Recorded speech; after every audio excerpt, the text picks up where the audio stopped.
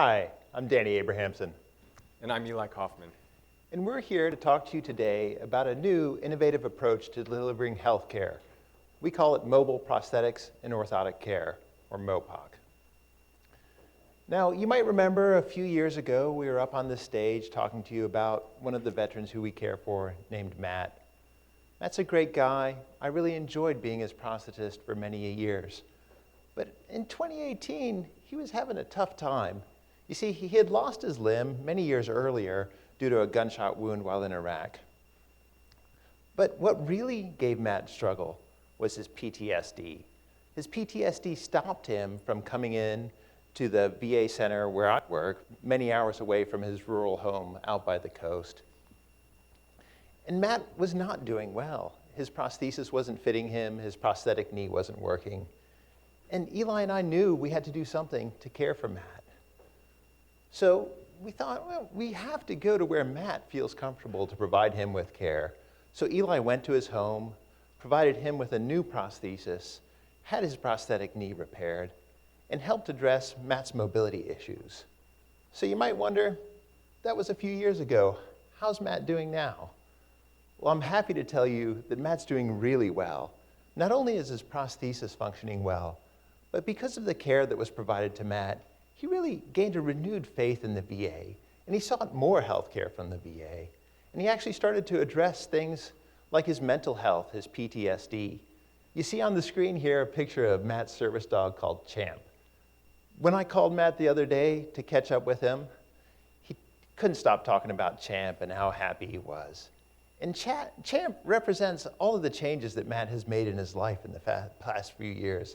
He's actually had the courage to pick up his family and move them to Houston, where he always wanted to go. And he's well engaged in the VA and working to address the issues that have really given him pause for a long time. Brothers and sisters. Now, those are the words that Matt will use when he's referring to the 45,000 plus other veterans living with major limb loss. Over 45,000. One of those individuals is Raul. Raul is a very inspiring person to me personally. He's a builder, he's a welder, he can do just about anything. He's the proud patriarch of a big, very cohesive family. And for him, accessing the prosthetic care that he needs to stay active wasn't all that big a deal, at least by his standards. He'd jump in his RV with his wife, Marta. They'd make the 3-hour trip across the high desert, over the mountain pass. In fact, this photo that you see behind us, this is the Columbia River Gorge. This is just a snapshot of one of the beautiful areas that he passes on his way. They would go in the RV because once they got to Seattle, they'd park it in our parking lot, spend the night, and he'd come to his appointment in the morning. They'd cruise home the next day, and so really it was a 2-day operation, kind of a big deal, actually. That was all fine until Marta was involved in a pretty serious car accident and herself was quite injured. And then Raul's role in the family became that of caregiver. And as the caregiver, his mobility needs changed as well. He was up on his feet more, and consequently, he resulted in having more problems with his residual limbs, wounds and bruises, and we felt we needed to address that just so that he could continue to take care of Marta. We're so happy that we were able to travel to Raul's home. We adjusted his prosthetic limbs and provided the care that he needed. And to me, this underscores that it really isn't just mobility disability that is the challenge for some of our veterans, for so many of our veterans, to come into our VA centers to receive the prosthetic care they need. Every situation, really every veteran, is truly unique. So back in 2018, Eli and I were hatching this idea. We cycle commute in together, so we have a lot of time to talk. It's really nice. And we came up with this new model of delivering care, but it was just us. You know, we called it Mobile Ops at the time, Mobile Prosthetic and Orthotic Services. It was pilot work, and it was a lot of fun, serving a fairly small number of veterans. But I'm happy to tell you that we've seen a lot of growth. We've really changed in the past few years in our delivery model. And what's really exciting is that we've partnered with the Office of Rural Health, and that has allowed us to expand. Currently, we have 11 full-time employees, clinicians, and administrators. You see 4 spots up there?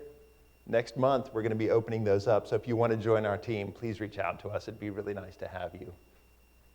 We're now in 5 major centers: VA Puget Sound, we're in Grand Junction, Colorado, we're in Grand Island, Nebraska, we're in White City, which is in southern Oregon, and we're at American Lake near Puget Sound region.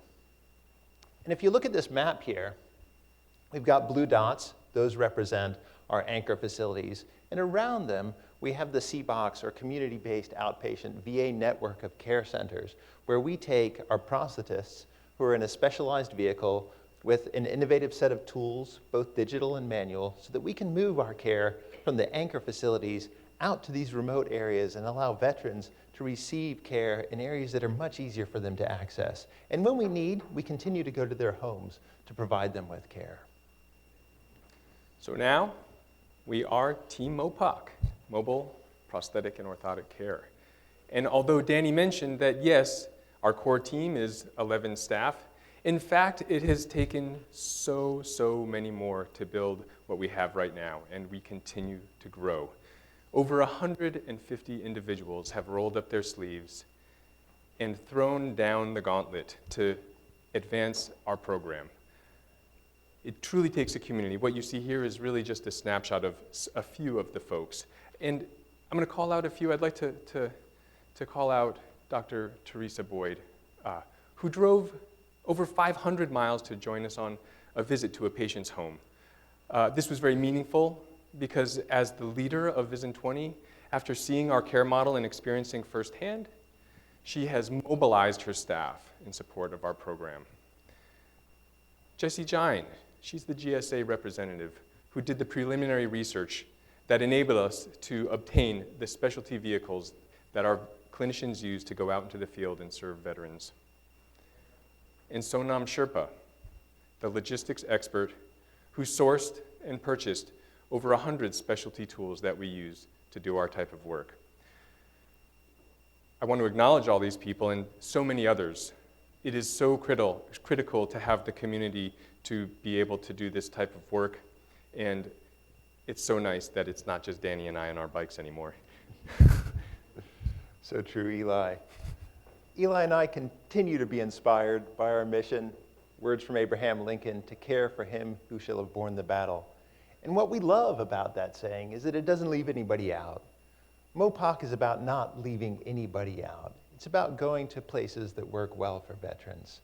And we started this story talking about Matt and Raul. Matt and Raul represent 45,000 veterans. Those veterans are in all of your facilities. And that map that you saw, it's not covered. We want to cover it with dots and points. We want to be in all of your facilities. So I ask that you please reach out to us. Here's our contact information, and help us bring MoPOC to your facility. Thank you very much.